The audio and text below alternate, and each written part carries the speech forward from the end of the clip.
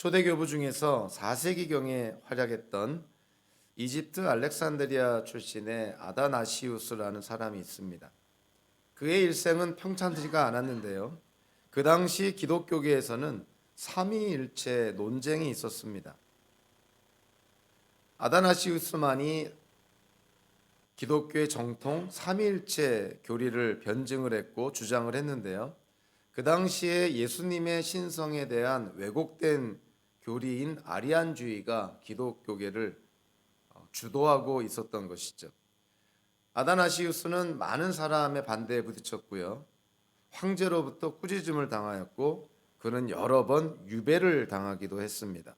그는 기독교계 안에서조차도 5번이나 주교직에서 파면을 당했고 교회에서조차 그에게 등을 돌렸습니다.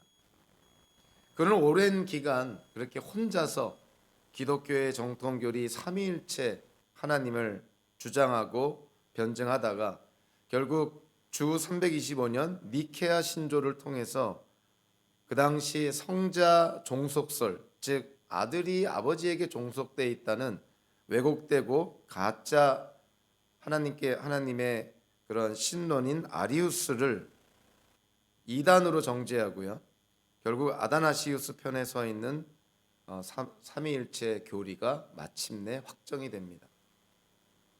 아다나시우스는 4세기 때 자기가 처한 상황을 한 라틴어를 통해서 적절하게 묘사를 했는데요. 그것은 세상과 대항한다라는 그런 라틴어입니다. 콘드라 문듬이라는 표현을 썼는데 against the world라는 의미입니다. 그러니까 세상과 대항하여서 아다나시우스는 기독교의 정통 교리를 붙들고 지키고 담대하게 주장했던 것이죠. 우리가 예수 그리스도로 말미암아 하나님의 자녀가 되었고요. 또 하나님 나라의 시민권자가 되었고 우리가 이 땅을 살아갈 때 세상에 속한 자가 아니라 세상에 보냄받은 자로서 우리가 이 땅을 살아간다고 했을 때 인본주의적이고 세속적이고 반기독교적인 이 세상 속에서 참 우리는 어쩔 수 없는 갈등과 어려움 속에 우리는 살아가게 됩니다. 그럼에도 불구하고 기독교인들의 정체성을 생각한다면 우리가 세상 속에 살지만 그렇다고 우리는 세상의 가치에 의미를 두진 않고요. 대신 하나님 나라의 가치에 우선순위를 두면서 우리는 이 세상과 구별되는 삶을 살아가야 한다는 것이죠. 오늘 본문에 나오는 한 사람의 이야기, 기독교의 역사 속에서 이스라엘의 역사 속에서 일어났던 한 사건을 통해서 우리는 정말 세상과 대항하여 산다는 것이 어떠한 의미가 있고 우리에게 어떠한 큰 그런 도전이 되는지를 우리가 오늘 본문을 통해서 깨닫게 됩니다. 이스라엘 민족은 이집트를 탈출을 해서 40년 광야 생활을 마치고 이제 요단강에 와 있습니다. 시딤이라는 곳인데요. 이거는 요단강 동쪽에 위치한 이제 요단강만 건너면 가나안 땅으로 들어가는 바로 그 요단강 동쪽 시딤이라는 곳에 이스라엘 백성들이 모여 있었습니다. 모세가 가데스 바네아에서 각 지파로부터 한 명씩 정탐꾼을 뽑아 12명의 정탐꾼을 가나안 땅에 보낸 것처럼 여호수아도 오늘 시딤에서 2명의 정탐꾼을 이 여리고성에 보내게 됩니다. 가나안 땅의 입구라고 할 수 있고요. 그 당시에 난공불락의 요새와 같은 성이 바로 여리고성이었던 것이죠. 그러니까 하나님께서 이스라엘 백성들에게 가나안 땅을 약속의 땅으로 주신다고 했을 때 가장 먼저 지나가야 되고 극복해야 될 곳이 여리고성이었습니다. 여호수아는 정탐꾼 2명을 뽑아서 여리고성에 보냅니다. 그러니까 여리고성에 가서 정탐하고 오라는 것이죠. 그래서 오늘 보면 1절에 보니까 눈의 아들 여호수아가 시딤에서 정탐꾼 2사람을 보내며 일렀다. 가서 몰래 그 땅을 정탐하여라.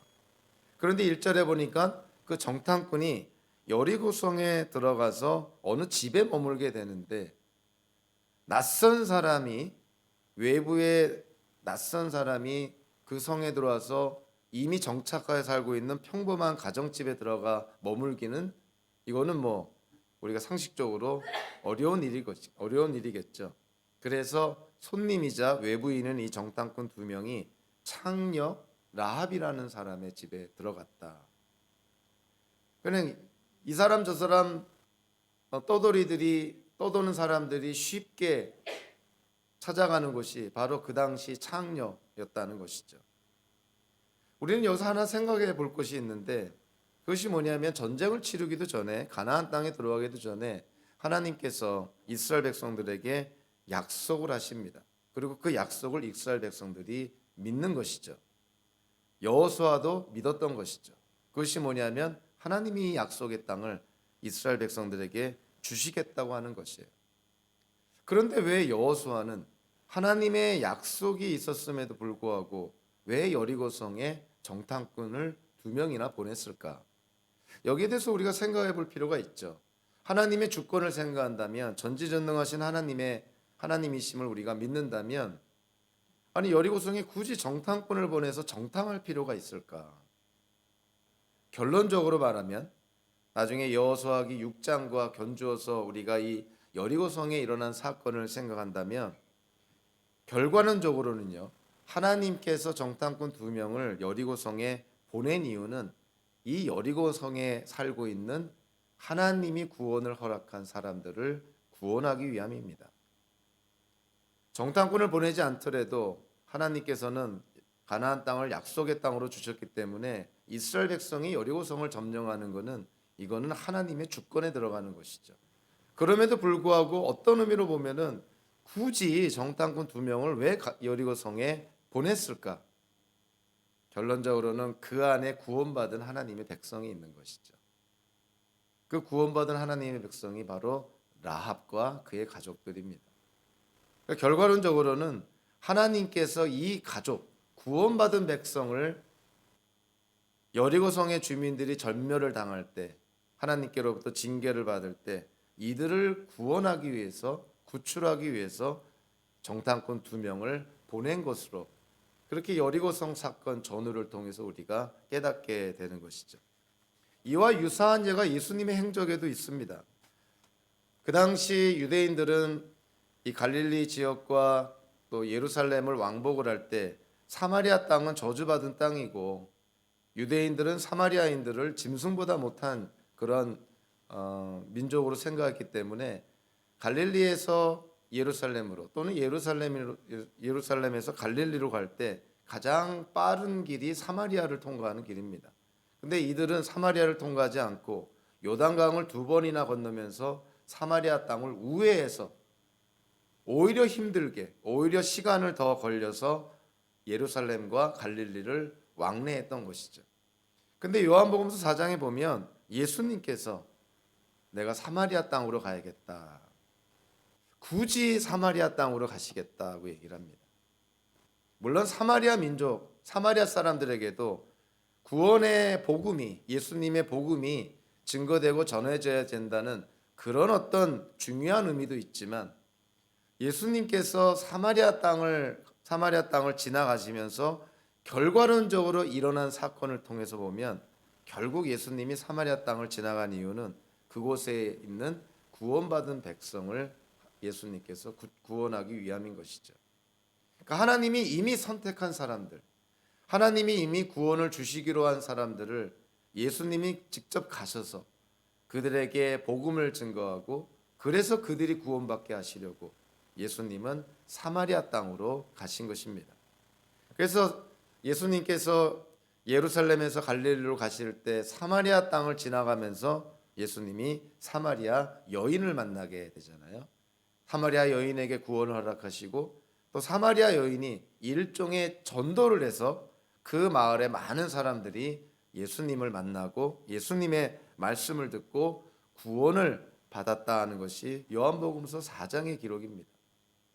결과론적으로 예수님이 사마리아 땅을 지나가시겠다고 한 것은 하나님께서 구원을 허락하신 사람들에게 예수님이 복음을 전하고 그들을 구원하기 위함이었다는 것이죠.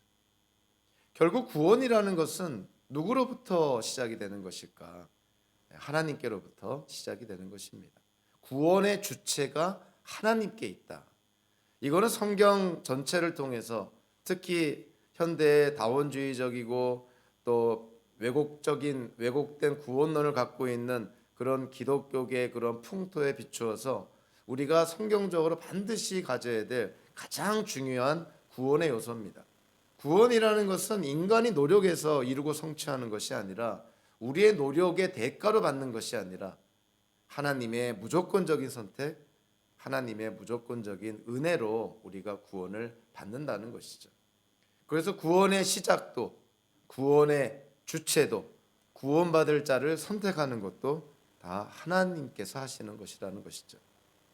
여리고성에 굳이 정탐꾼을 보낸 이유, 여리고성이 멸망당할 때 그 안에 구원받은 백성을 하나님께서 구원하기 위함이라는 것을 우리는 성경 전체를 통해서, 특별히 여리고성 사건을 통해서 우리는 깨닫게 됩니다. 하나님이 선택하신 라합이라는 여인, 자, 그 여인이 어떠한 존재였나요? 첫째는 여리고성 자체가 아모리 사람들로 구성이 되어 있습니다. 그 주민들이 아모리 사람들인 것이죠. 하나님께서 가장 증오하셨던, 징계하려 했던 그런 민족 중에 하나가 아모리 족속입니다. 라합이 바로 그 아모리 사람이었던 것이죠. 하나님께서 아브라함에게 약속을 할 때 너의 자손이 다른 나라에 가서 400년 동안 괴로움을 받게 될 것이고, 그리고 4대째가 됐을 때 너의 자손이 다시 이 땅으로 돌아오게 될 것이다. 즉 가나안 땅이 하나님께서 아브라함의 후손에게 약속한 땅이라는 것이죠. 그런데 그 400년이 지나서, 그리고 4세대가 지나서 이스라엘 백성이 가나안 땅에 돌아올 그때가 언제냐면, 왜 그때까지 시간이 많이 걸려야 됐냐면, 창세기 15장의 말씀을 통해서 보니까 아모리 사람들의 죄가 아직 벌을 받을 만큼 이르지 않았기 때문이다, 이렇게 말씀을 합니다. 그러니까 하나님께서 아브라함의 후손들에게 400년이 넘어서야 가나안 땅을 준 이유가 뭐냐면, 아모리 사람들의 죄가 하나님의 기준에 도달할 때까지의 시간이라는 거예요. 거기에는 여러 가지 의미가 있죠.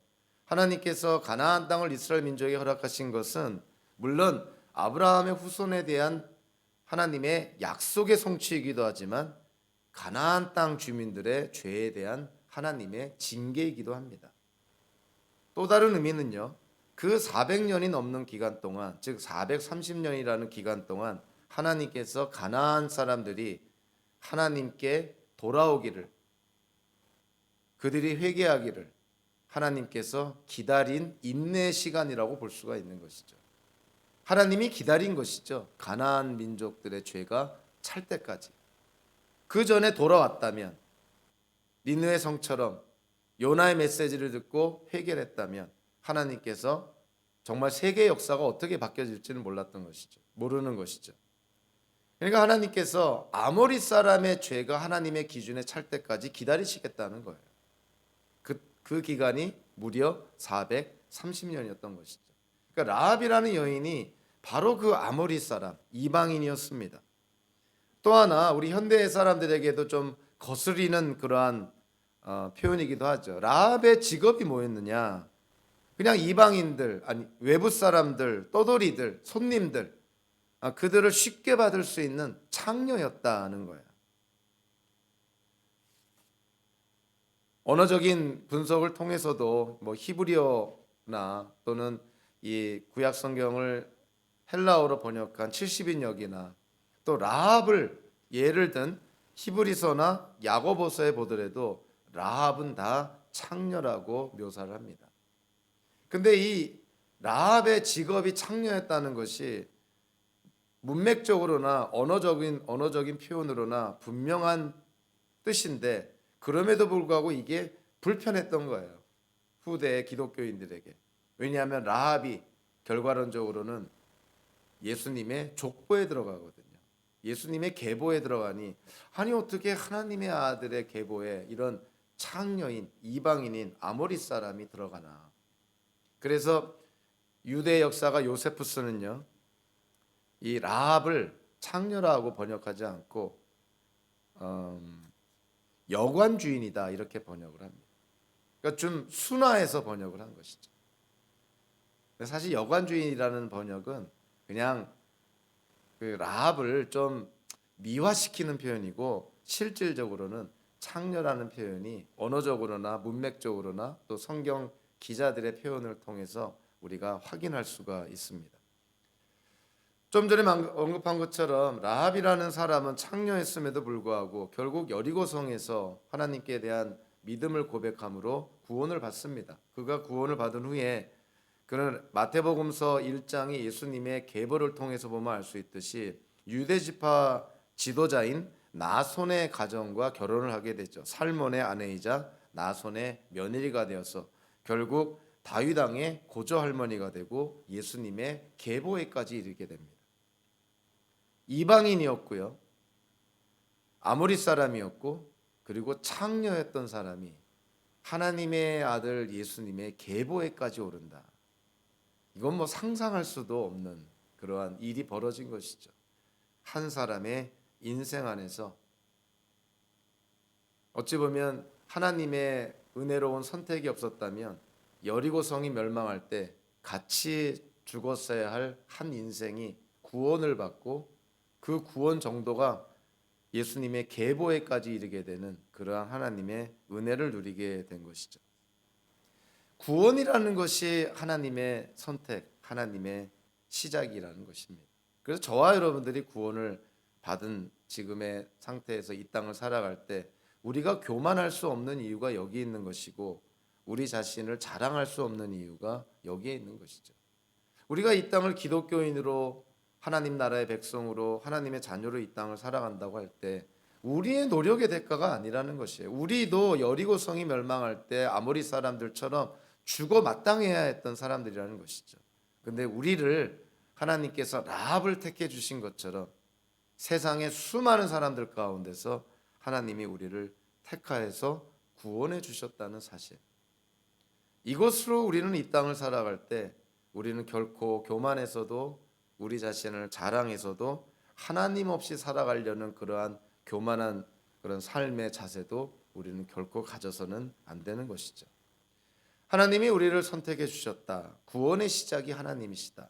구원의 주체가 하나님이시다. 라합을 통해서 분명하게 드러납니다. 그러나 또 한 가지 우리가 눈여겨봐야 될 것이 하나님께서 구원의 주체가 되시고 하나님이 우리를 선택해 주셨음에도 불구하고 그 구원을 우리가 어떻게 누릴 것인가. 소위 말하는 구원의 방편, 구원을 우리가 어떻게 받게 되는가. 그 부분에 대해서 라합은 분명하게 얘기를 합니다. 라합이 어떻게 하나님께서 허락하신 구원을 받아 누리게 됐나요? 그것은 라합의 믿음 때문이었던 것이죠. 오늘 본 8절부터 13절까지 이 라합에 대해서 언급을 합니다. 라합이 이스라엘의 정탐꾼 두 사람을 이제 숨겨주고 나서 이 정탐꾼 두 사람과 대화를 하게 되죠. 대화를 하는데 라합으로부터 일종의 놀라운 신앙 고백이 나오게 됩니다. 자, 여리고성에 외부 사람들이 쉽게 드나드는 그러한 창녀의 직업을 갖고 있던 라합이 외부 사람들로부터 여리고성 밖에서 일어나는 일들에 대해서 얼마나 많이 들었겠어요. 그러니까 하나님께서 소위 말하는 이스라엘의 신이 이스라엘을 이집트 땅에서 구출하여서 광야에서의 40년 동안에 정말 만나를 내려주시고 반석에서 물을 먹이시고 홍해를 건너게 하시고 이러한 놀라운 그런 기적 같은 일들을 이 라합이 들은 것이죠. 근데 놀라운 것은 라합이 그러한 정말 소문 같은 전설 같은 이야기를 듣고 나서요 이스라엘의 하나님을 믿었다는 사실이에요. 그러니까 믿기지 않는 내용을 들었지만 이스라엘의 하나님을 믿었다는 것입니다. 사도 바울이 로마서 10장 9절 10절에서 말하는 것처럼 믿음은 들음에서 나고 그 들은 것을 우리가 믿을 때 우리에게 구원이 이루어진다.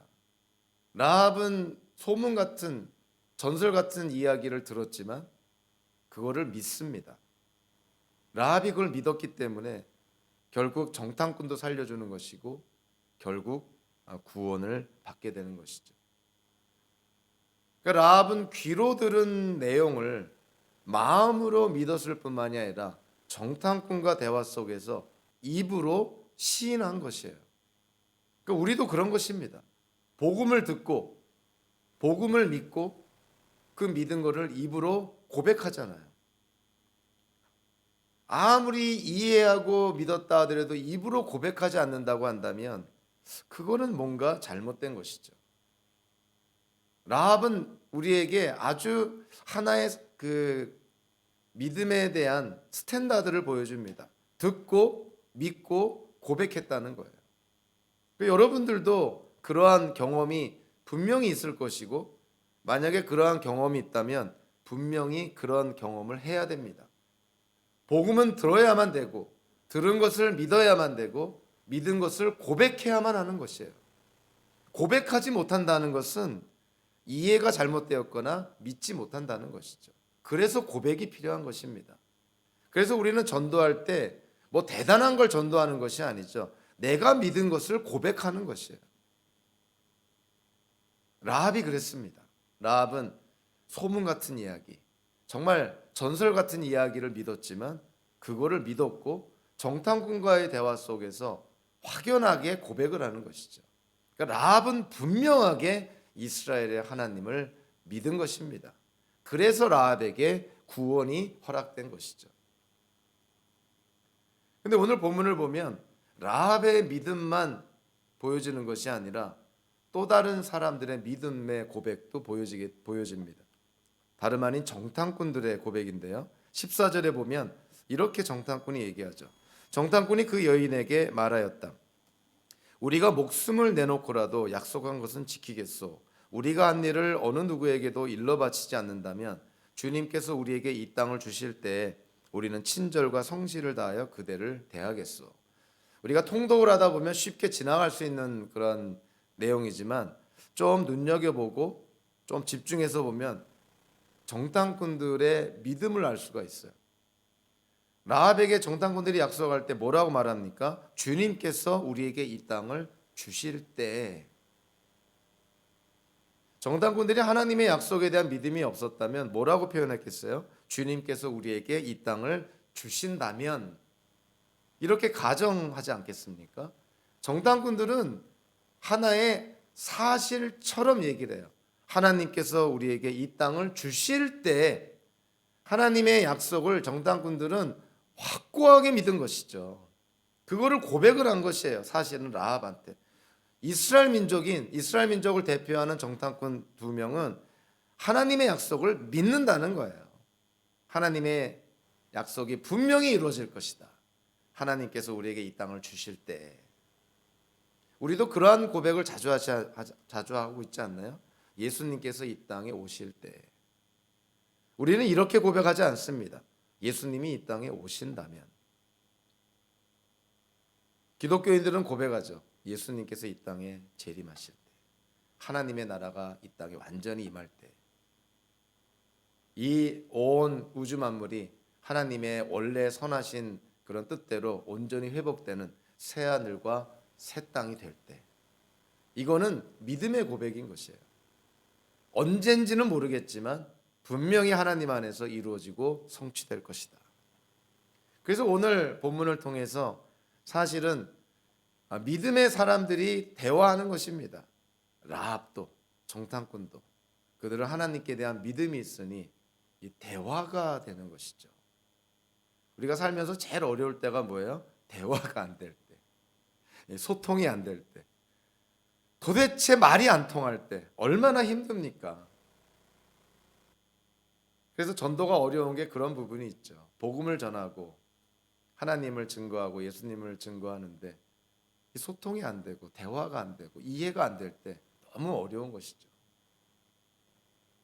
우리는 우리가 하나님 앞에 죄인임을 그거 당연하게 다 인정하고 인식하고 있는데 세상 사람들에게 복음을 전할 때 당신이 하나님 앞에 죄인이요, 이게 어떻게 쉽게 설득이 되겠어요? 이게 정말 하나님의 성령의 역사가 없이는 정말 자기가 하나님 앞에 죄인이라는 사실을 고백하는 것은 불가능하기 때문에 어려운 것이죠. 그래서 전도는 설득이 아니라 선포라고 표현합니다. 우리가 설득한다고 될 게 아니라는 것이죠. 복음을 선포하는 것이고 복음에 하나님의 영이 역사해야 듣는 이로 하여금 그런 생명을 누리게 되는 것이죠. 오늘 본문에서 믿음과 믿음의 사람들, 라합과 정탐꾼들의 대화, 얼마나 이들의 가슴이 뜨거웠을까. 이 글자상으로는 볼 수는 없지만 우리가 하나의 그 장면을 상상해 보면 두 사람의 대화 속에 하나님으로 말미암은 그 뜨거운 그런 감정의 교류가 있지 않았겠어요? 정탐꾼들은 확인하죠. 라합이라는 사람의 고백을 통해서 정말 하나님께서 여리고 성뿐만이 아니라 가나안 땅을 우리에게 주셨구나. 아주 확인하는 사건이에요. 정탐꾼들은 하나님의 약속을 믿었음에도 불구하고 그거를 확증시켜 주는 것이 바로 라합과의 대화였다고 볼 수가 있는 것이죠. 라합도 소문으로 들은, 그러나 자기가 분명히 믿고 고백한 그 하나님에 대해서 정탐꾼들의 얘기를 통해서 확증하는 것이죠. 내가 믿은 하나님이, 내가 믿은 이스라엘의 하나님이 정말 참된 하나님이시구나. 이거를 정탐꾼과의 대화 속에서 확증한 것이죠. 그러니까 서로가 서로에게 확인시켜 줍니다. 믿는 자들의 교류가, 믿는 자들의 펠로우십이 이렇게 돼야 되는 것이죠. 하나님 안에서 믿음으로 그렇게 펠로우십 교류가 일어나는 것이죠. 교회 안에서 우리 교제합시다, 펠로우십 합시다. 코이노니아 중요해요. 그런데 코이노니아 할 때 그 내용 속의 가운데 하나님이 빠져버리고 복음도 빠져버리고 믿음의 고백도 빠져버리고 그냥 우리끼리 친하게 지내자. 그거는 성경에서 말하는 코이노니아가 될 수가 없는 것이죠. 믿음의 코이노니아, 신앙 고백 가운데 함께하는 코이노니아, 하나님 중심적인 코이노니아, 그것이 기독교 교회 안에서 우리가 추구하는 그런 성도 간의 교제입니다. 구원의 주체가 은혜의 하나님이시고요. 그리고 구원의 방편, 구원은 어떻게 받는가? 당연히 믿음을 통해서죠. 신구약 성경 전체를 통해서 믿음이 없이는 우리가 의롭게 될 수도 없고 믿음이 없이는 하나님의 선물 보따리인 하나님의 축복을 받지를 못합니다. 오늘 본문에서 세 번째로 우리가 또 눈여겨봐야 될 것은 바로 그 믿음을 증거하는 것. 도대체 구원의 증거는 뭔가? 우리가 구원받았다는 증거는 어떻게 나타나는가? 라합의 모습을 통해서 우리가 알 수 있는 것은 우리가 구원받았다는 증거는 우리가 믿음이 있어야 믿음을 증거하는 것인데 그 믿음이 어떻게 나타나는 것이죠? 행동하는 믿음입니다. 보여지는 믿음. 그냥 입으로 고백하는 믿음 정도가 아니라 보여지는 믿음. 즉 우리의 삶 속에서 보여지는 믿음. 증거로 나타나는 믿음, 행동하는 믿음, 사랑으로 역사하는 믿음. 그 믿음이 바로 우리의 구원의 증거가 된다는 것이죠. 믿기만 하면 돼요. 삶은 잘 살면은 축복 더 받고 잘 못 살면 축복은 덜 받더라도 구원은 받습니다. 이런 구원파적인 이단적인 그런 구원론은 정말 우리가 반드시 극복해야 되는 것이죠.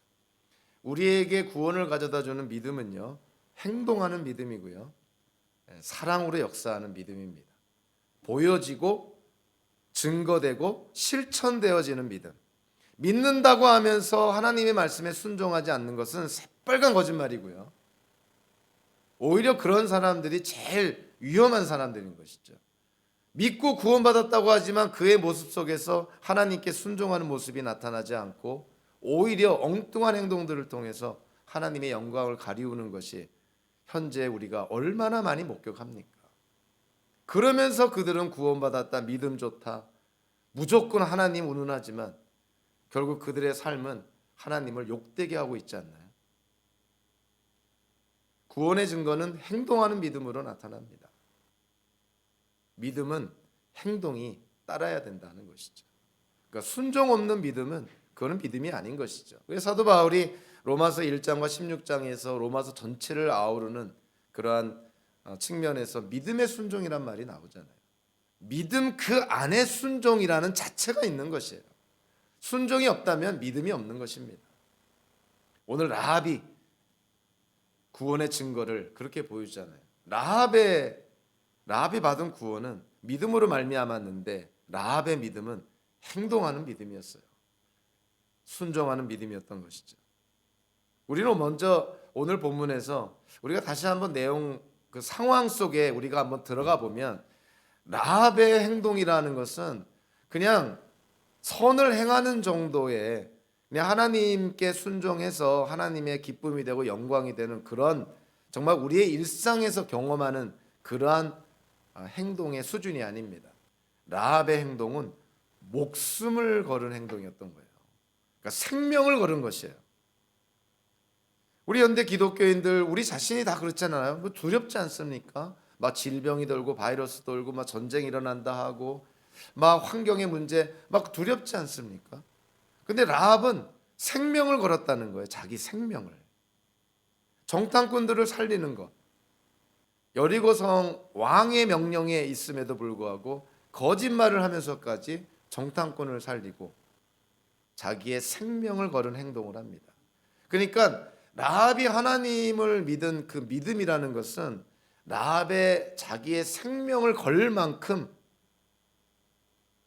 그만큼 중요한 믿음이었다는 거예요. 그러니까 라합을 통해서 우리가 보는 것이죠. 우리의 믿음은 과연 우리의 생명을 걸 수 있는가? 참 말하는 저도 두렵고 떨리는 마음으로 전하지만 라합의 인생이 그랬다는 거예요. 라합은 하나님을 이스라엘의 하나님을 믿은 그 믿음의 정도가 자기의 생명을 걸었다는 거예요.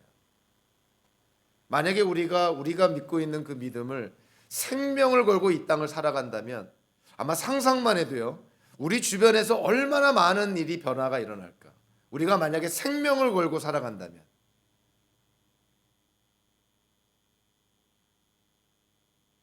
히브리서 기자가 믿음장이라 하는 히브리서 11장 31절에서 라합을 듭니다. 믿음으로 창녀 라합은 정탐꾼들을 호의로 영접해 주어서 순종하지 않은 사람들과 함께 망하지 않았습니다. 아니 뭐 정탐꾼들을 손님처럼 호의로 영접해 준 게 무슨 대단한 믿음의 행동인가라고 볼 수도 있지만 그렇게 오해를 할 수 있지만 여리고성 그 당시의 상황으로 가면요. 라합이 정탐꾼들을 호의로 영접한 거는 일종의 매국 행위였고 자기의 목숨과 생명을 건 행동이었어요. 그러니까 이 믿음의 장에도 올라와 있는 것입니다. 그러니까 아무나 할 수 있는 것이 아니라는 것이죠. 사도 야고보도 야고보서 2장 21절 25절에서 이렇게 말합니다. 사도 야고보도 구약의 대표적인 믿음의 인물을 두 사람을 꼽는데 한 명이 아브라함이고 한 명이 라합이었어요. 그래서 야고보가 이렇게 얘기하죠. 우리 조상 아브라함이 자기 아들 이삭을 제단에 바치고서 행함으로 의롭게 된 것이 아닙니까? 창녀 라합도 정탐꾼들을 접대하여 다른 길로 내보내서 행함으로 의롭게 된 것이 아닙니까? 단순히 손님을 잘 선대하고 잘 영접했다 이런 정도가 아니라 목숨과 생명을 걸었어요. 자기의 목숨 생명 정도가 아니라 자기에게 딸린 가족들, 자기의 친척들, 그들 목숨도 다 건 것입니다. 자기 하나 잘못되면 매국행위가 드러나면 정말 한국식으로 표현하면 삼족이 멸족을 당하잖아요. 3대가 멸족을 당하는 그런 최악의 상황까지 맞을 수가 있는데 그럼에도 불구하고 라합은 생명을 걸고 목숨을 걸고 믿음을 보여주고 행동했다는 것이죠. 또 하나 참 어려운 부분이긴 하지만 라합이 그러한 행동을 하는 데 있어서 얼마나 적지 않은 그런 마음고생, 아픔이 있었을까도 우리는 쉽게 생각을 합니다. 왜냐하면 자기가 속해 있는 민족, 자기가 속해 있는 사람들, 여리고성 그거를 포기해야 됐기 때문에 그런 것이에요. 현대에도 우리 기독교인들이 많은 갈등을 겪는 경우가 믿음을 지키는 것과 애국이라는 측면에서 갈등을 겪습니다. 나라를 위한다는 것과 하나님께서 우리에게 주신 그런 믿음에 따라서 성경대로 산다는 것, 이것이 부딪힐 때가 있어요. 적지 않은 보수주의적인 사람들이, 우익에 속한 사람들이 애국을 많이 강조하죠. 그래서 기독교인들도 여기서 덩따라서 하나님의 뜻과는 관계없이 나라를 위한 것이라면 그것이 하나님의 뜻인 양 애국을 강조하는 경우가 있습니다. 그러나 세계 역사 속에서 우리는 알 수 있듯이 한 나라를 다스릴 위정자나 또는 그 위정자가 대표하는 정부가 얼마나 하나님 보시기에 악을 행하고 반기독교적인 정책을 피고 세상을 정말 하나님의 징계와 징벌의 대상으로 만들어가고 있는 것을 우리는 보게 되잖아요. 근데 거기에 덩달아서 기독교인들이 거기에 같이 박수치고 환호하고 덩달아서 춤추고 그런다 한다면 과연 그것이 하나님 보시기에 옳을까? 우리는 기본적으로요, 하나님이 허락하신 위정자에게 순종하는 것이 성경적인 원리입니다. 그리고 우리가 살고 있는 땅, 우리가 속해 있는 민족, 나라, 그 안에서 우리의 책임을 다하는 것도 당연한 도리인 것이죠. 그러나 위정자가 하나님 보시기에 악을 행한다면, 위정자가 대표하는 그런 정부나 정책이 하나님 뜻에 어긋난다면 기독교인들이 반대를 해야 되는 것은 당연한 것이에요. 미국 내에서 지금도 여전히 논란이 되고 있지만 미국 내에서 낙태가 합법이라고 했을 때 그 낙태를 마음껏 해도 된다. 우리 기독교인들도 나라가 정한 법이니까 따라야 된다. 이러면서 낙태를 마음껏 하는 게 하나님의 뜻이겠습니까? 그건 말도 안 되는 것이죠. 한국 기독교 역사를 보면 외국에서 선교사님들이 한국에 들어왔을 때 처음에 한국 사람들한테 얘기했던 게 뭐냐면, 아니 일본 정부도 하나님께서 세우신 정부니까 순종해라. 모든 정부, 모든 위정자 하나님의 뜻 가운데 세운 것이니 일본 정부의 한국 사람들이 순종하는 게 그것이 성경적이다. 이런 식으로 전했던 것이죠. 뭐 씨알도 안 박혔던 것이고 그러한 이해가 잘못된 것이죠. 일본 정부가 하나님께서 원하시는 정당한 방법으로 하나님 뜻에 합당하게 그렇게 한국을 찬탈했나요? 그렇게 점령했습니까? 그래서 일본 정부에게 순종하는 것이 그게 기독교적입니까? 말 같지도 않은 정말 무지의 소치였던 것이죠. 자, 그러한 복음, 그러한 메시지를 전했을 때 한국인들이 예수님의 복음에 귀를 기울였을까요? 말 같지도 않은 소리였으니 기독교가 전파가 될 리가 없는 것이죠. 한국 기독교 역사 속에서 터닝 포인트, 전환점이 됐던 것이 3.1운동 아닙니까? 3.1운동 때 기독교인들이 주도합니다. 그 3.1운동을. 전국적으로 3.1운동이 일어나게 되고 한국인들한테 기독교에 대한 인식이 완전히 바뀌어지는 그러한 전환점이 되었죠. 아, 기독교는 정말 우리를 위한 종교구나. 복음이라는 것이 우리를 위한 것이구나. 그래서 3.1운동 이후에 한국에서의 기독교는 폭발적인 부흥을 합니다. 결론적으로 그것이 하나님의 뜻이었다는 거예요. 악한 한국을 강점한 일본 정부에 대항하는 것이 하나님의 뜻이었다는 것이죠. 자, 라합도 얼마나 인간적으로 고민했을까?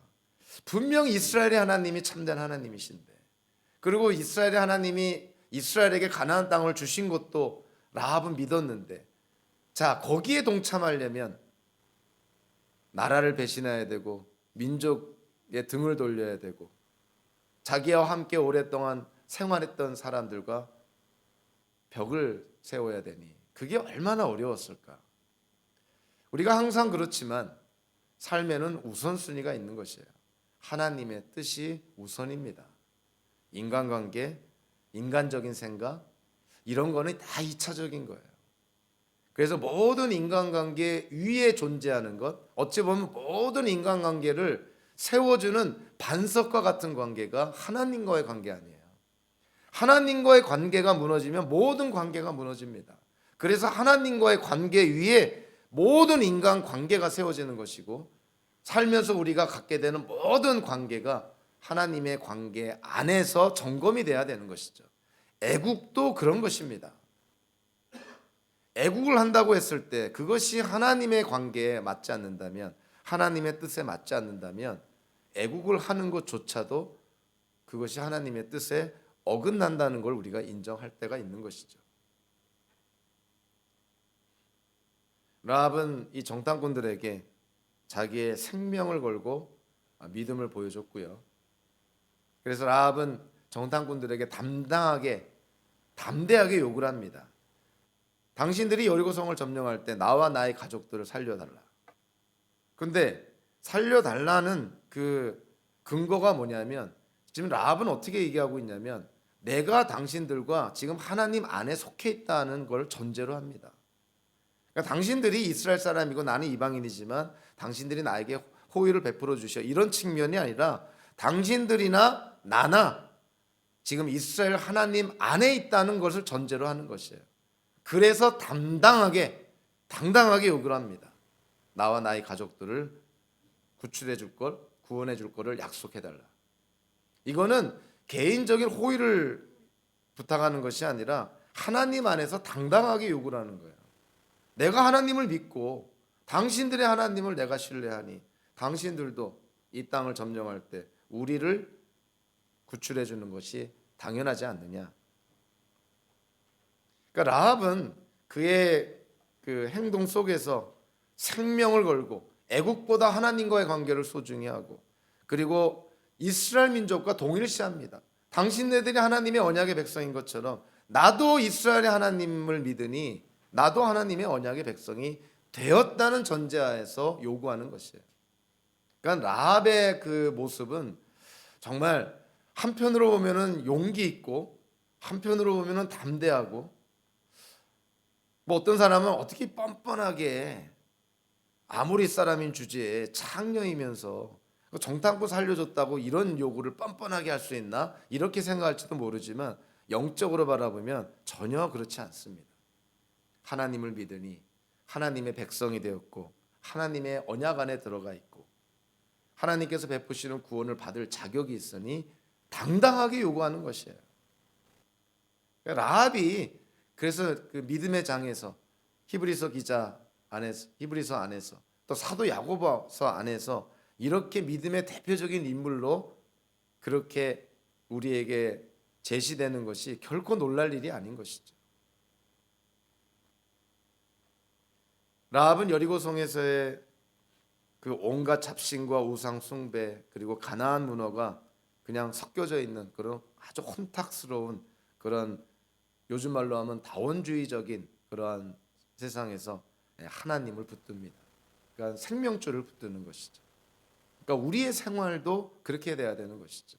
우리가 살고 있는 이 세상이 점점 더 혼란스럽고 혼탁한 그런 다원주의적인, 정말 여리고성처럼 세상은 변해가고 있습니다. 이때 기독교인들은 어떻게 살아야 될까요? 라합이 하나의 좋은 모델을 주는 것이죠. 생명줄 대신 하나님을 붙드는 것입니다. 언제까지요? 라합은 이스라엘 백성이 여리고성 점령할 때까지였다고 한다면 우리는 예수님이 이 땅에 다시 오실 때까지 생명줄 되시는 하나님을 붙드는 것이죠. 그것이 우리가 이 땅을 살아가는 어찌 보면 당연한 모습이기도 하지만 유일한 모습이 되어야 됩니다. 하나님을 붙드는 것. 자, 오늘 라헬이라는 한 사람의 인생을 통해서 이스라엘의 역사 속에서 여리고성과 관련된 한 사건을 통해서 정말 우리 현대 기독교인들이 알아야 될 구원에 대한 가장 중요한 요소들이 다 등장합니다. 구원은 도대체 누구로부터 시작이 되는가? 그 구원을 우리가 어떻게 받을 수가 있는가? 내가 받은 구원을 어떻게 증명하고 증거할 수 있는가? 구원은 하나님께로부터 오고요. 그 구원은 믿음을 통해서만이 받게 되고, 믿음을 통해서 받은 구원은 행동으로, 순종으로 우리의 삶에서 증거가 되어야 된다는 것이죠. 아다나시우스가 4세기 때 세상과 대항하여라는 그 라틴어를 사용하면서 자기의 삶을 보여주잖아요. 저와 여러분들도 마찬가지로 이 땅을 살아야 되겠죠. 비록 이 세상 안에 살고 있지만 우리도 아다나시우스처럼 세상과 대항하여, 콘드라 문든 세상과 대항하여 세상을 거슬러서 우리는 이 땅을 살아가야 되는 것이죠. 특별히 오늘의 말씀이 현대를 사는 저와 여러분들에게 구원에 대한 바른 이해뿐만이 아니라 앞으로의 삶에 등불과 같은 지침이 되기를 주님의 이름으로 축원합니다. 기도하겠습니다. 사랑의